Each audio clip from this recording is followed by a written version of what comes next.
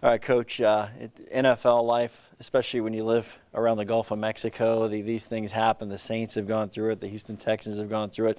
Your team's kind of going through it, preparing for a football game while being worried about family, loved ones, property. So where is the balance you think that you guys can get all that focus and attention you need to be ready for the next game? It's tough. I think as players and coaches, you want to make sure your family's safe, number one. You want to make sure everybody in Tampa is safe, really. But you want to make sure your family's safe. That way you can focus on what you need to focus on, which is football. So we're going to try to make sure we get that done and make sure everybody's okay there. Obviously, those who have pets have to worry as well. And then we'll kind of go from there. That'll keep the focus on football if we can take care of that. Kind of explain to fans that don't know how practices go during the regular season. Are they more walkthroughs? Do you work on different things? Is it mostly film? What is a practice like in the regular season where this storm could affect you in a big way or not so much? Well, they're big because Wednesday, you work on first, second down. You meet all morning and you kind of put in the game plan and install everything.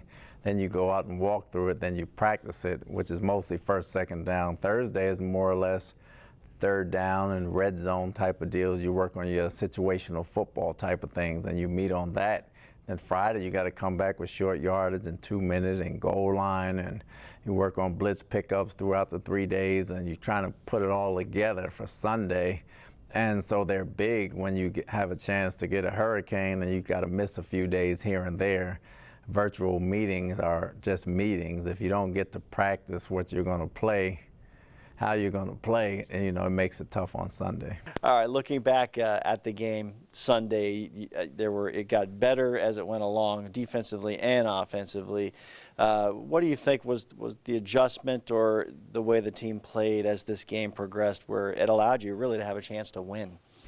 I think the defense settled down after the first two series. It was a guy out of place here and there that cost us to getting off the field.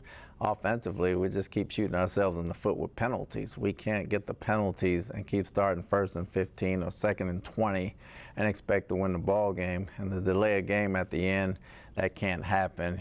Going for a tie from the 2 is a lot easier than going for a tie at the 7-yard line. Looking ahead, I don't know how much you've had a chance to look at Kansas City. I know they're coming off of a frustrating day as well. So what do you see when you look at Patrick Mahomes and what they can do offensively in particular? Well, as long as you got Patrick, you're going to be in ball games. He's gotten better. He's gotten older. He's still the same Patrick, but he sees things so much faster. He's getting the ball out. He can make the deep throws. Obviously, we've seen that. He can throw on the run or in the pocket. He can run himself. He's got a different cast of characters other than Kelsey, maybe Hilaire.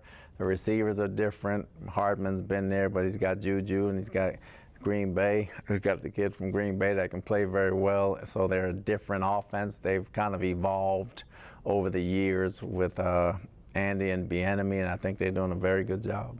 How much, or how confident rather, is your defense right now? Particularly, you go from an Aaron Rodgers style run offense, and then Patrick Mahomes, which brings a different set of dangers with it. But how confident is your group from front to back to adjust accordingly?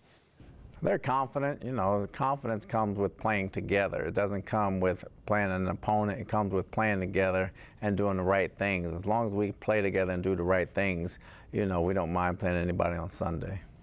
At some point, are you going to get the offense all together, do you think, pretty soon? It seems like guys are right there on the cusp, and it's days, maybe a week or two away, but it's key players at the worst moments that's happened early in the season.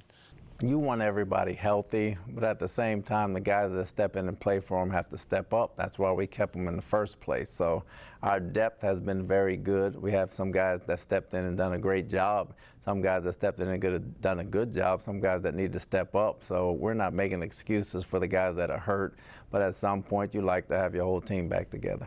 And I can't let you go without asking about Cole Beasley, because it's always great to see a guy come in, spend a couple of days, and be able to contribute. That's a savvy veteran. What do you see when you see veteran players come in, have to learn a new language, and can adjust that quickly? Well, he's mentally tough. That's what it proves. He's a gamer. He's a ball player. He came in great shape. Obviously, I haven't been with the team. To come in great shape on Wednesday and then to play on a Sunday is outstanding. It says a lot about the guy, how much he trains, how much he cares, and he has great hands. So he can only get better, and he can only help us.